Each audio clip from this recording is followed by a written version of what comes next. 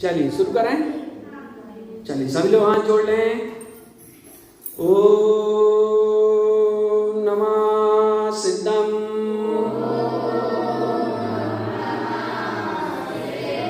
ओम नमः सिद्धम। ओम नमः सिद्धम।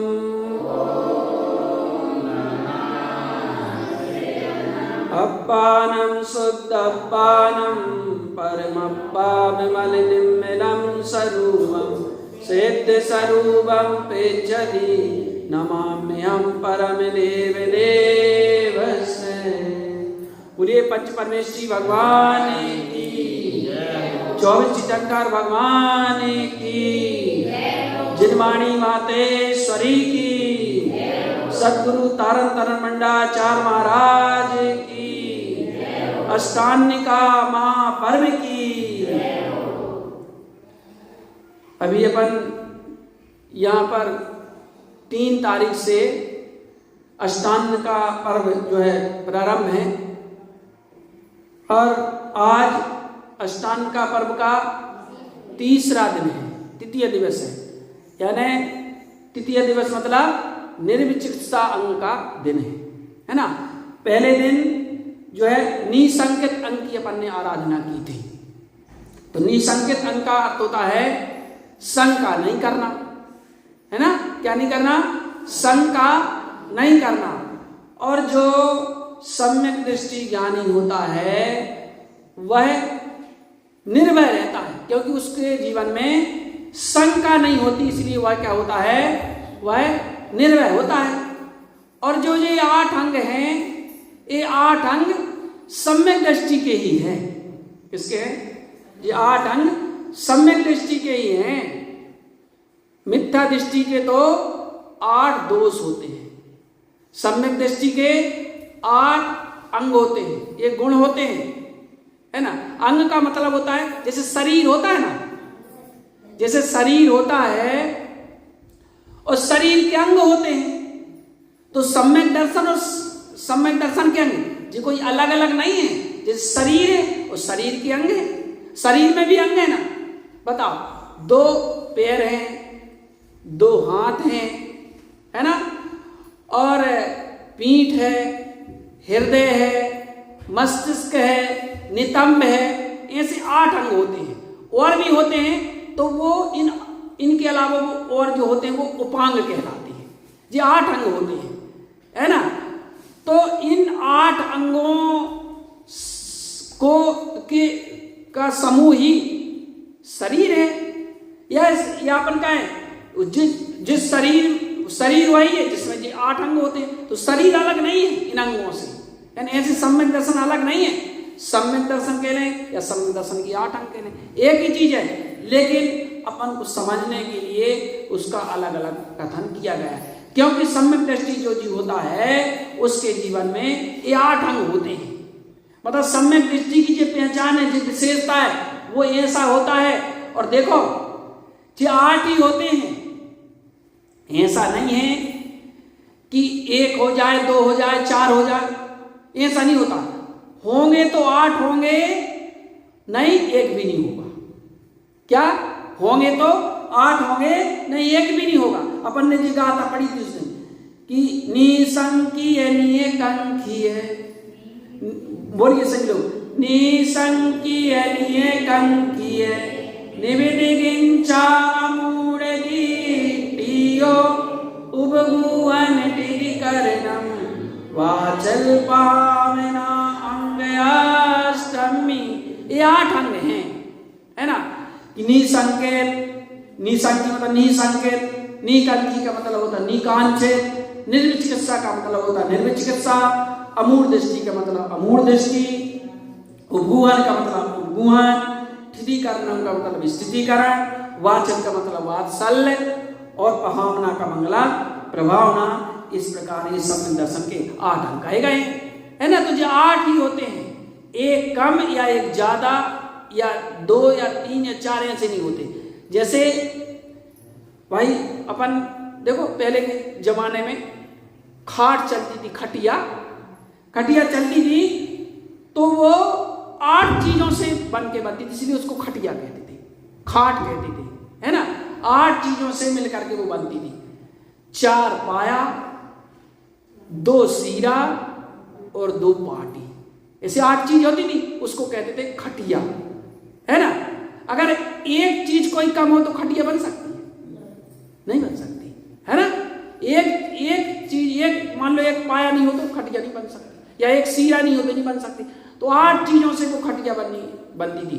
ऐसे ही सम्यक दर्शन के लिए 8 अंग हैं, है ना।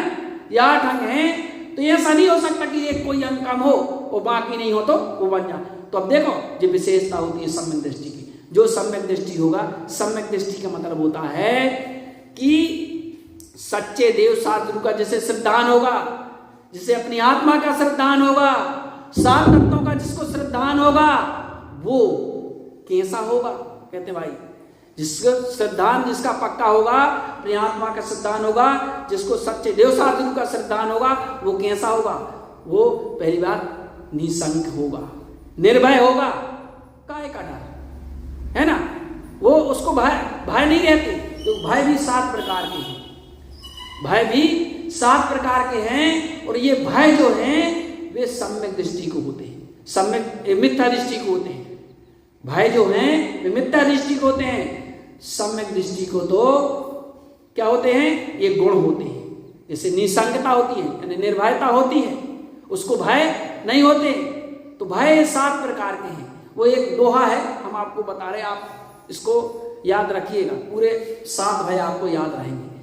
इहि भाव भय परलोक भय, बोलिए, इहि भाव भय परलोक भय, मरण वेदना जात, अनरक्षा आगुति भय,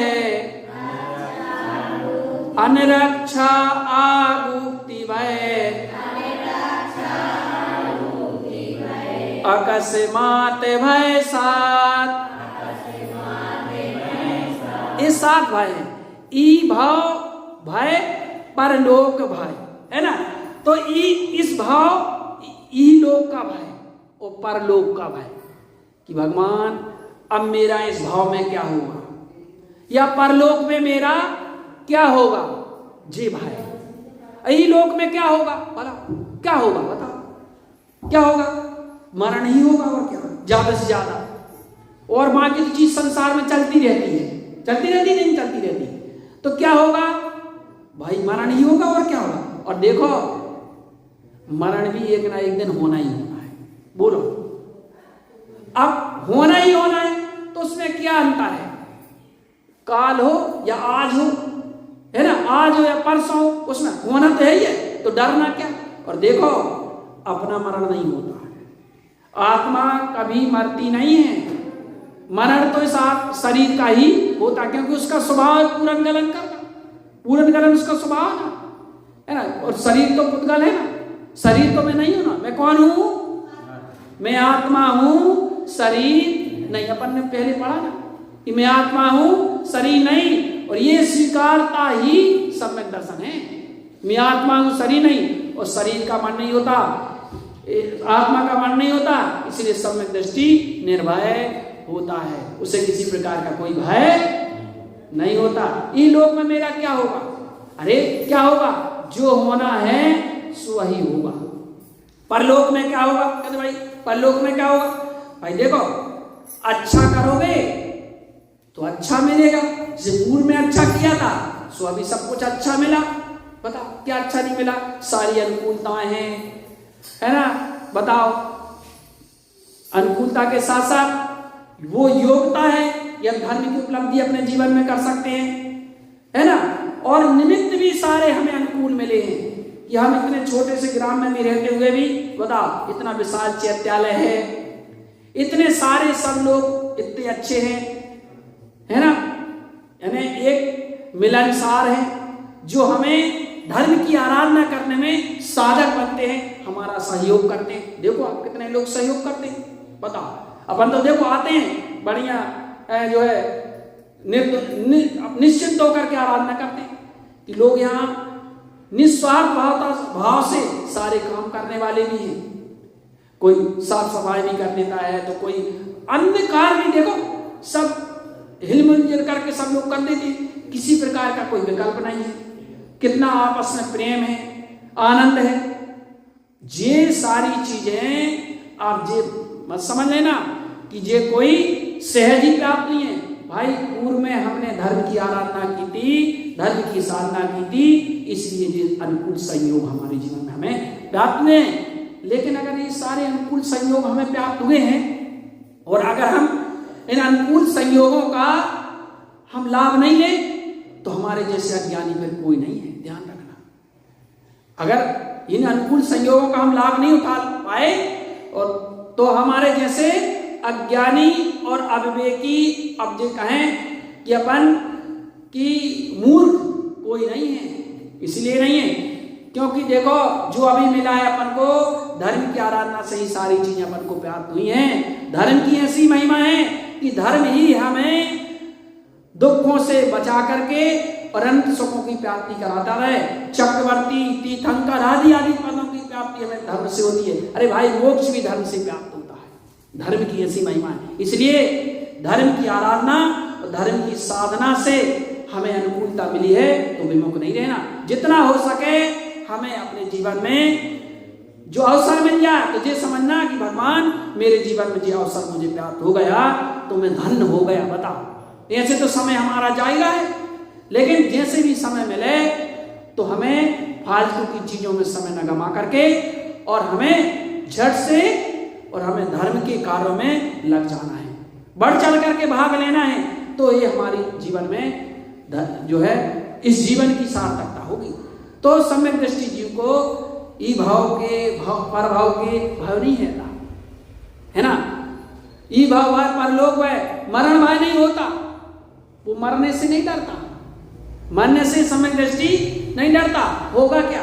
क्योंकि देखो मरना तो सबको है, लेकिन मरण के भय से और लोग बताओ मरने के तो बाद में, लेकिन पहले ही कितनी आकुलता में, दुखों में जीते हैं। क्योंकि देखो जहां निसंगता होती है वहां निर्भयता होती है, और जहां शंका होती है वहां निश्चित रूप से भय होते हैं, और जहां भय होते हैं वहां आकुलता होती है, और जहां आकुलता होगी वही उसी का नाम तो दुख है।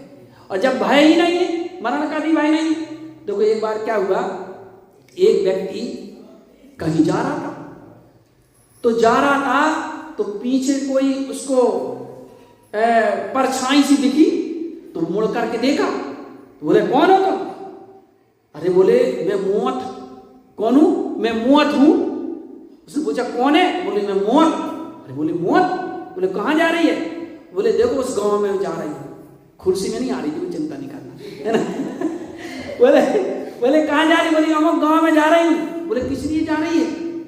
बोले 100 लोगों की आ गई है मौत, इसीलिए उनको लेने के लिए जा रही हूं। 100 लोगों की आ गई इसलिए उनको मैं लेने जा रही हूं। चली गई। बोले ठीक है। अब जब लौट करके आई तो 100 नहीं, उसके पीछे तो हजारों थे। अरे बोले क्यों, झूठ बोलती है? अरे बोले नहीं नहीं, मैं झूठ नहीं बोलती, मैं झूठ बोलती ही नहीं। बोले झूठ नहीं बोलती, तू क्या कह रही थी कि मैं 100 लोगों को जा रही हूं लेने? बोले 1000 लोग हैं तेरे साथ, 1000 से भी ज्यादा, ये क्या है, झूठ नहीं है? बोले नहीं नहीं, मैं झूठ नहीं बोलती, मैं तो 100 को ही लेके आई हूं, मैं तो 100 को लेने ही गई थी, 100 को ही लेकर के आई हूं, लेकिन बाकी तो उस मौत के भय से चले गए। क्या? मैं तो 100 को ही लेके आई थी, लेने गई थी, 100 को ही लेके आई थी, लेकिन बाकी तो जो और है ना, वो तो मौत के भय से ही चले गए। तो भाई ऐसा होता है कि मरण तो जब होगा तो होगा ही होगा, लेकिन पहले से ही आदमी मरने लगता है, डरने लगता है। वो डर का ही नाम तो भय है ना, मौत है ना। बताओ, इसलिए सम्यक दृष्टि डरता नहीं है। अरे 3 लोग की आपदा भी अगर उसके जीवन में आ जाए तो भी वह डरता नहीं है, वह निसंक रहता है, निर्भय रहता है। इस प्रकार ये निसंकतांग मतलब सम्यक दृष्टि जो है निर्भय रहता है। अभी अपन ने निसंकतांग, निकांचतांग थोड़ा 2 दिन का थोड़ा सा अपना गैप रहा, इसलिए अपन क्रम से या आगे पीछे करके अपन सारे अंगों को विशेष रूप से अपन समझेंगे। सम्यक दर्शन के 8 अंगों को अपन यहाँ पर समझेंगे, है ना। तो निसंकेत अंग 7 प्रकार के जो भय होते हैं, ई भाव भय, परलोक भय, मरण वेदना जात, अनरक्षा, मेरी रक्षा करने वाला कोई नहीं है। भाई कौन नहीं है रक्षा करने वाला, बताओ। अरे कौन तुम्हारी रक्षा कर सकता है और कौन तुम्हारी हानि पहुंचा सकता है। अरे अपन ने धर्म की शरण ली है, सम्यक दृष्टि जीव इसलिए निर्भय रहता है कि मैंने धर्म की शरण ली है ना, सच्चे देव सद्गुरु की शरण ली है। अब जो होगा सो होगा, देखेंगे, है ना। अब तो धर्म जाने या हमारे देव सद्गुरु उनकी शरण है तो वो जाने। सम्यक दृष्टि जो होता है ऐसा निश्चिंत रहता है कि अगर कुछ होगा तो जो विचार करता है कि भाई अच्छा ही होगा, बुरा कुछ नहीं होगा, क्योंकि मुझे शरण है, सच्चे देव सद्गुरु की शरण है, इसलिए वह डरता नहीं है। अब तो मैंने उनकी शरण ले ली ना, अब जो होगा सो होगा और कुछ नहीं होगा। अगर उनकी शरण है तो कुछ प्रतिकूल भी होना होगा, तो आप ये मानिए कि उनके प्रभाव से, उनके प्रभाव मतलब उनकी आराधना के प्रभाव से हमारे जीवन में अगर कुछ प्रतिकूल भी होना होगा तो अनुकूलता में परिवर्तित हो जाएगा। इतनी महिमा है धर्म की आराधना की, है ना। धर्म करते हैं और इन 8 अंगों की आराधना के माध्यम से अपन अपने आत्म स्वभाव की आराधना करते हैं, क्योंकि सम्यक दर्शन कहीं कोई बाहर की वस्तु का नाम नहीं है। सम्यक दर्शन अर्थात आत्मा के श्रद्धान का नाम, सच्चे देव सद्गुरु के श्रद्धान का नाम, 7 तत्वों के 9 पदार्थों के श्रद्धान का नाम, ये सम्यक दर्शन है। तो ऐसे सम्यक दर्शन के 8 अंग कहे गए हैं, अर्थात जिस जीव को अपने आत्मा का, सच्चे देव सद्गुरु का, तत्वों का श्रद्धान होता है, उसके जीवन में ये 8 अंग प्रकट होते हैं। तो वे 8 अंग जो हैं, यहाँ पर गुरु महाराज ने उपदेश शुद्ध सार जी की 469 नंबर की गाथा से ये 8 अंगों का वर्णन किया है। यहाँ 469 नंबर की गाथा है, दंसन अंग सौत्तम सम्यक दंसनस्य शुद्ध साभावम अनंत दंसन दीप्ति शुद्ध सावेन ममल दीप्ति हो। दंसन अंग सौत्तम, सम्यक दर्शन के अंगों को कहते हैं। सम्यक दंसनस्य शुद्ध स्वभावम, यह सम्यक दर्शन शुद्ध स्वभाव के आश्रय से प्रकट होता है, प्राप्त होता है। अनंत दर्शन दृष्टि, और फिर अनंत दर्शन की दृष्टि होती है। शुद्ध स्वभाव ममल दृष्टि हो, शुद्ध स्वभाव के आश्रय से ममल दृष्टि का होना, यही सम्यक दर्शन है। शुद्ध स्वभाव के आश्रय से ममल दृष्टि का होना, शुद्ध दृष्टि का होना, ममल मतलब शुद्ध दृष्टि का होना, राग देश से रहित शुद्ध दृष्टि, वो ममल दृष्टि, क्योंकि मेरा आत्मा जो है वह कर्मों से रहित कैसा है, ममल है, तो उसकी दृष्टि हो जाना शुद्ध स्वभाव के आश्रय से, इसी का नाम सम्यक दर्शन है। ऐसे सम्यक दर्शन के 8 अंग कहे गए हैं, जो कि 470 नंबर की गाथा में कह रहे हैं। निसंकीय नियकंकीय निविदिगिंचा मूढ़दीटियो उवगुहन टिदिकरणं वाचल पावना अंगयाष्टमी। बोलिए एक बार जरा, निसंकीय नियकंकीय निवेदिगिंचा मूढ़दीटियो उपभुवन टिदिकरणं वाचल पावना अंगयाष्टमी। निसंकीय मतलब निसंकित, निकंकीय मतलब निकांक्षित, निविदिगिंचा मतलब निर्विद चिकित्सा, अमूढ़ दृष्टियो मतलब अमूढ़ दृष्टि, और उपगुहन मतलब उपगुहन, ठिधिकरणम स्थितिकरण, वाचिल वात्सल्य, भावना प्रभावना, इस प्रकार अंग अष्टमी ये सम्यक दर्शन के 8 अंग कहे गए हैं। ये 8 अंग कहे गए हैं। और इसके बाद 4 से 71 नंबर की गाथा से जो है निसंक अंग कह रहे हैं, निसंक संक रहियो नव स्वभाव रही ससंक विरयंती निसंक ज्ञान अनुभोयम पज्जय अन्यान संक विलयंती। कि शंका रहित होना, शंका नहीं होना, इसी का नाम निसंक अंग है। और नव स्वभाव रही संक विरयंती, और शंका रहित रहने से क्या होता है, नवीन शंकाएं फिर उत्पन्न नहीं होती। नव स्वभाव रही संक विरयंती, और निसंक ज्ञान अनुभवम, ज्ञान स्वभाव की अनुमोदना से ही निसंकता निसंकत अंग प्रकट होता है। पज्जय अन्यान संक विलयंती, और फिर अज्ञान जनक पर्याय पज्जय अन्यान, अज्ञान जनक पर्याय विला जाती हैं और निसंकत अंग प्रकट हो जाता है। इसको ही निसंकत अंग कहते हैं। इस प्रकार गुरु महाराज ये कह रहे हैं कि शंका रहित होना ये निसंकत अंग कहलाता है। जहां जीव शंका रहित हो जाता है वहां निसंकत अंग प्रकट होती है। शंका बड़ी खतरनाक होती है।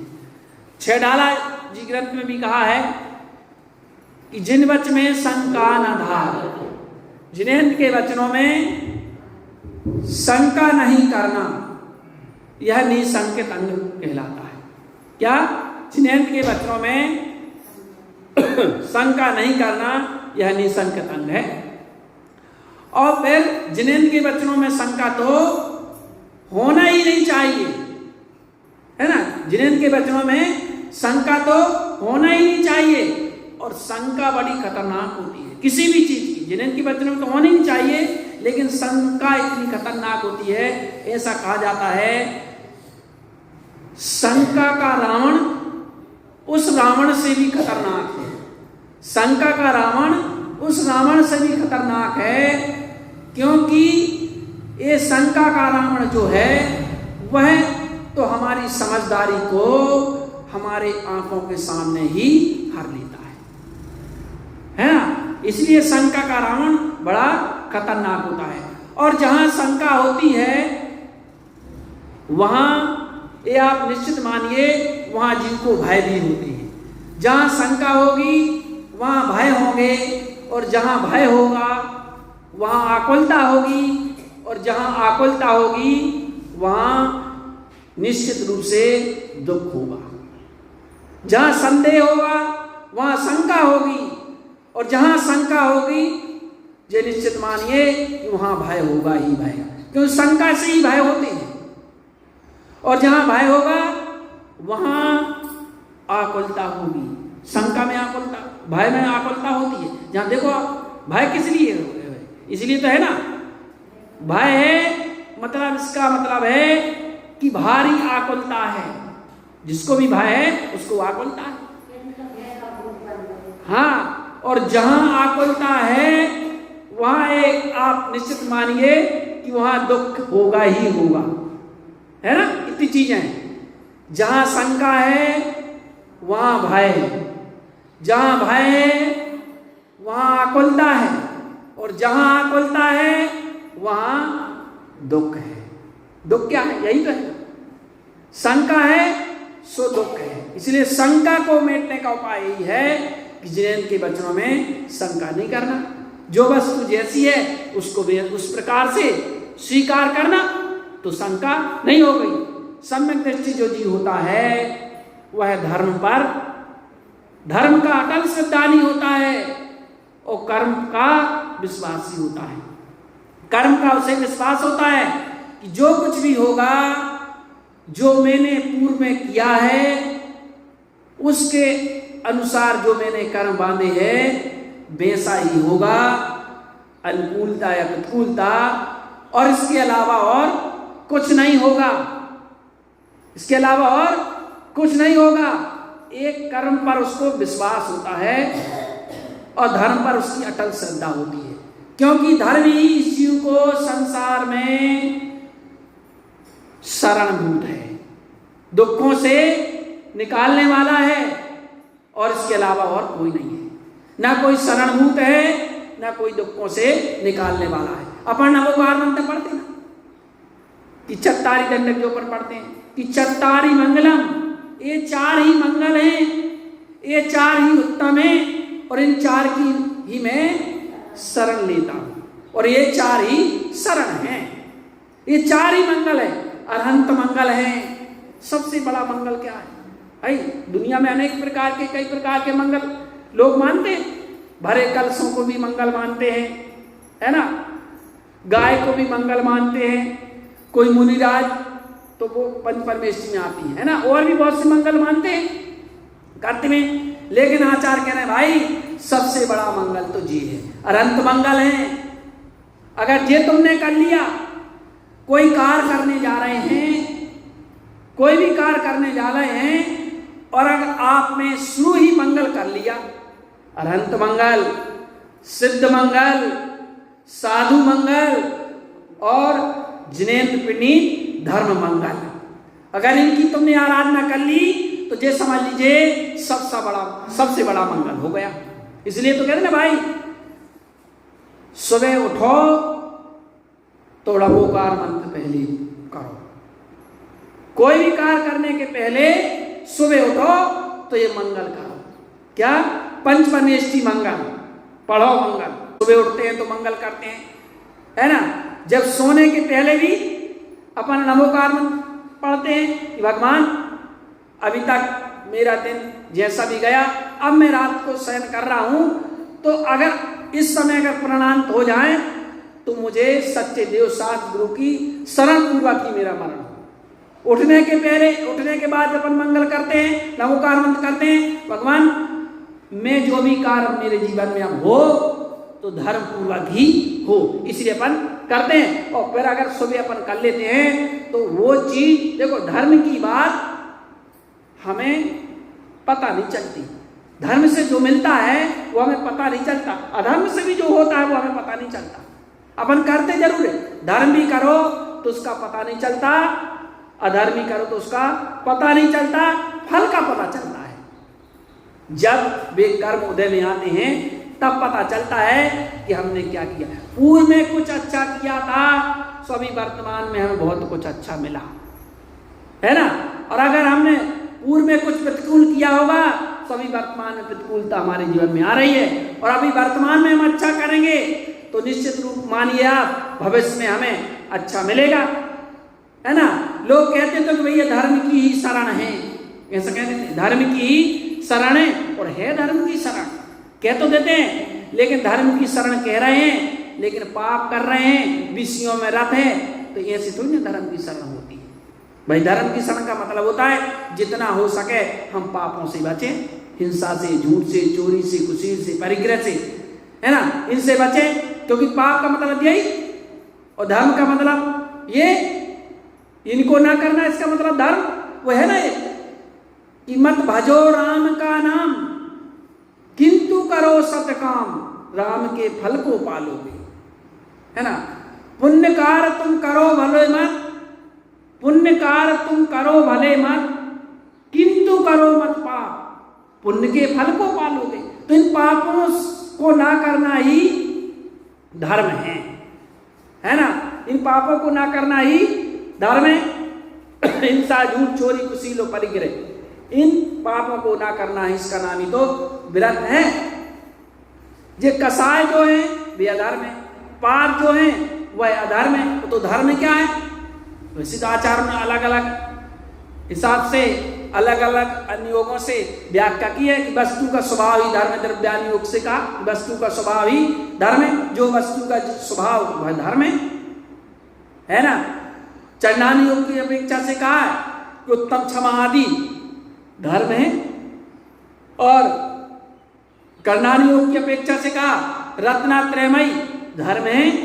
प्रथमानुयोग की अपेक्षा से कहा कि जीवों की रक्षा करना धर्म है। अलग अलग अनुयोगों की अपेक्षा से आचार्यों ने अलग अलग परिभाषा दी है। वस्तु का स्वभाव ही धर्म है, जो वस्तु का स्वभाव, नीम का स्वभाव कड़वा है उसका वह धर्म है ना। गन्ने का स्वभाव मीठा है वो इसका धर्म है ना। तो स्वभाव का मतलब होता है प्रकृति। वो प्रकृति जैसे कर्मों की प्रकृति अलग अलग होती है। एक दिन अभी ग्रंथ में आप लोग पढ़ रहे थे कि नीम की तरह, खांड की तरह और अलग अलग आया था ना कि कैसी कैसी अलग अलग तरह की प्रकृतियां होती हैं कर्मों की, है ना। हलाहल विष की तरह ऐसी प्रकृतियां होती हैं कर्मों की अलग अलग। तो जैसे हमने किए वैसे हमें फल प्राप्त होते हैं। तो ऐसी स्वभाव मतलब प्रकृति, प्रकृति मतलब स्वभाव है। तो अलग अलग प्रकृति है। जैसे जीव की प्रकृति, जीव का स्वभाव क्या है? जानना और देखना, ये जीव का स्वभाव है। पुद्गल का पूर्वानुगलन जो स्वभाव उसका है ना। ऐसे अलग अलग द्रव्यों का अलग अलग स्वभाव है, तो वह उसका धर्म है। जीव का स्वभाव जानना और देखना है, करना धरना नहीं है। जानना देखना उसका स्वभाव है ना। बताइए अब ये तो द्रव्य योग की अपेक्षा से बात कह दी जाती है, और इसके बाद जो है चंडानी योग की अपेक्षा से भी जो परिभाषा कही कि उत्तम क्षमा आदि धर्म है। तो उत्तम क्षमा धर्म है, और क्रोध, मान, माया, लोभ जी अधर्म है। हिंसा, झूठ, चोरी, खुशी, परिग्रह जी अधर्म है। इच्छाएं अधर्म है। व्यसन अधर्म है। तो इन व्यसनों से, पापों से, कसायों से बचना, इसी का नाम तो धर्म है।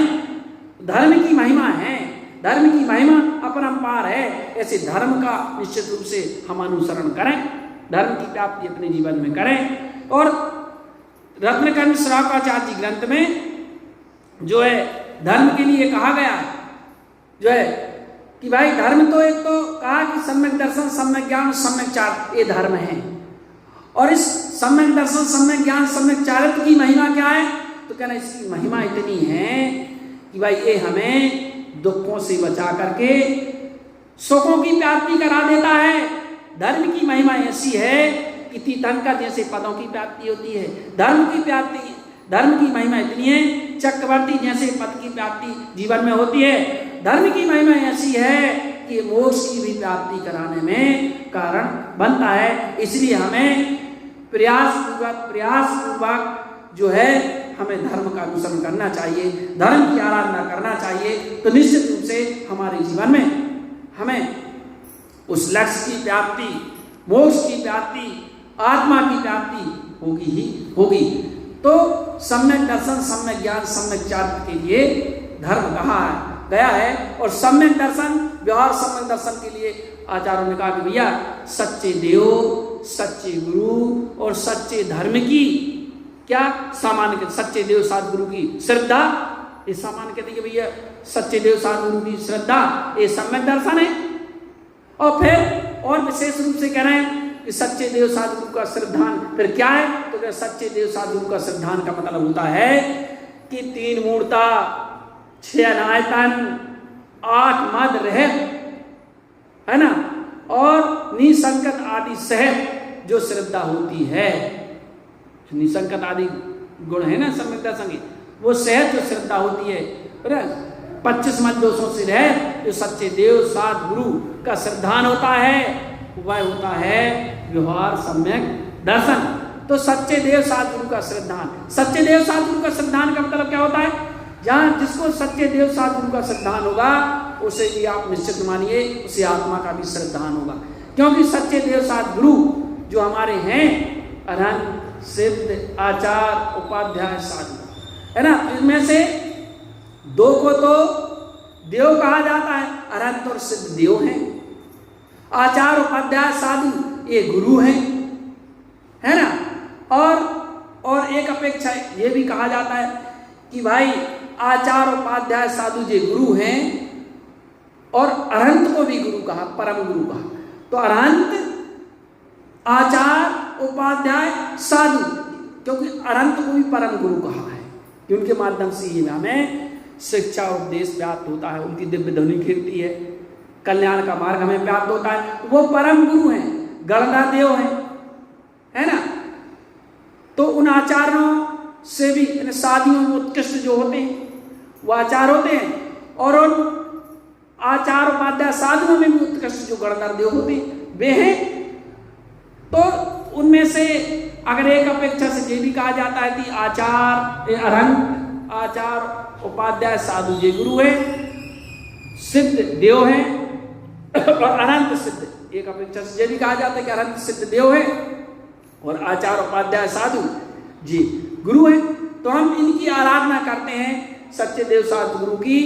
तो निश्चित रूप से ये जो उन्होंने पद प्रकट किए हैं अपने जीवन में, अनंत पद, सिद्ध पद, आचार पद, उपाध्याय पद, साधु पद, ये पद हैं, ये किसी व्यक्ति का नाम नहीं है कि अपन कहें कि भाई महावीर भगवान तो महावीर का नाम है अरहंत, ऐसा नहीं है ना, क्योंकि भगवान तो अनंत होते हैं, तीर्थंकर 24 होते हैं, उनको तीर्थंकर प्रकृति, जो पुण्य प्रकृति है तीर्थंकर प्रकृति, वो उदय होता है, इसलिए उनको तीर्थंकर कहा जाता है। लेकिन अरहंत तो अरहंत होते हैं। अरहंत की परिभाषा जो कही गई है, जो वीतरागी हैं, सर्वज्ञ हैं, तो उद्देश्य हैं, वे अरहंत भगवान हैं, है ना। तो अरहंत किसी व्यक्ति विशेष का नाम नहीं है, सिद्ध किसी व्यक्ति विशेष का नाम नहीं है, आचार किसी व्यक्ति विशेष का नाम नहीं है, उपाध्याय भी किसी व्यक्ति विशेष का नाम नहीं है, साधु भी किसी व्यक्ति का नाम नहीं है। ये तो पद हैं, ये पद हैं, मतलब आत्मा के ही ये पद हैं, आत्मा के पद हैं। और प्रत्येक आत्मा इन पदों को प्रकट कर सकती है, वो योग्यता होना चाहिए, भूमिका के हिसाब से कर सकती है प्रत्येक आत्मा, है ना। तो प्रत्येक आत्मा उस पद को प्रकट कर सकते हैं। तो ये पद जो है कोई बाहरी पद नहीं है, ये तो आत्मा के ही पद हैं, मेरे ही पद हैं। तो ऐसे पद की आराधना मतलब जो करेंगे, मतलब सच्चे देव साधु गुरु की आराधना, तो उस पद की आराधना, तो अपने आत्मा की आराधना, और जो अपने आत्मा की आराधना, अपने आत्मा का श्रद्धान, सच्चे देव साधु गुरु का श्रद्धान, ये कोई अलग चीज नहीं है। इस प्रकार आज अपन सम्यक दर्शन के जो 8 अंग कहे गए हैं, वे 8 अंगों में जो निसंकत अंग है, उसमें ये कहा कि जिन वचन में, जिनेन्द्र के वचनों में शंका नहीं करना, ये निसंकत अंग कहलाता है। और शंका रहित होने से हमारे जीवन में जो नवीन शंका हैं वो उत्पन्न नहीं होती, और शंका उत्पन्न नहीं होती, और नवीन शंका भी विलायमान हो जाती हैं। और ज्ञान स्वभाव की अनुमोदना से ये निसंकत अंग प्रकट होता है। पज्जे अन्यान संग विलयन्ति, और अज्ञान जनक पर्याय भी विला जाती हैं, और शंका भी अज्ञान जनक पर्याय और शंका विलायमान हो जाती है, निसंकत अंग प्रकट हो जाता है। ऐसे हमारे जीवन में भी निसंकत अंग प्रकट हो। ओम नमः सिद्धम, ओम नमः सिद्धम, ओम नमः सिद्धम, ओम नमः सिद्धम, त्वं श्रियं अरहंत सर्वज्ञं सिद्ध सिद्धं ध्रुवं जयं स्वयं जयं जयं उत्पन्नं जयं त्वं श्रियं अरहंत सर्वज्ञं सिद्ध सिद्धं ध्रुवं जयं स्वयं जयं जयं उत्पन्नं जयं त्वं श्रियं अरहंत सर्वज्ञं सिद्ध सिद्धं ध्रुवं जयं स्वयं जयं जयं उत्पन्नं जयं। ओम शांति, ओम शांति, ओम शांति, ओम शांति, ओम शांति, ओम शांति। आशीर्वाद। उद्दीपन निरंजय प्रवेश गमनम छदेमास्ते स्वभावे सोकेन सोकेन ए दुकानी कालवयंती। जय जय बोलिए, जय जय बोलिए, जय जय बोलिए। आप समोचय जानिए, इस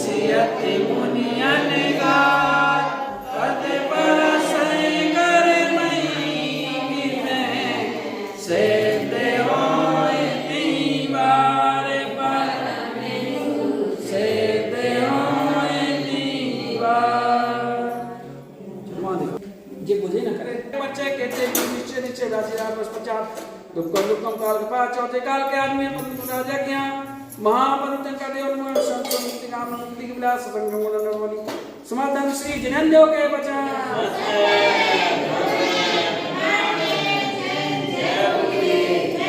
बोलिए 24 चितंकर भगवान की श्री गुरु तारक तनंडाचार्य महाराज की जय तेरे जाने बोएस में रंग चेतरे मन हारे तारा ज्ञान ध्यान विवंदे आयर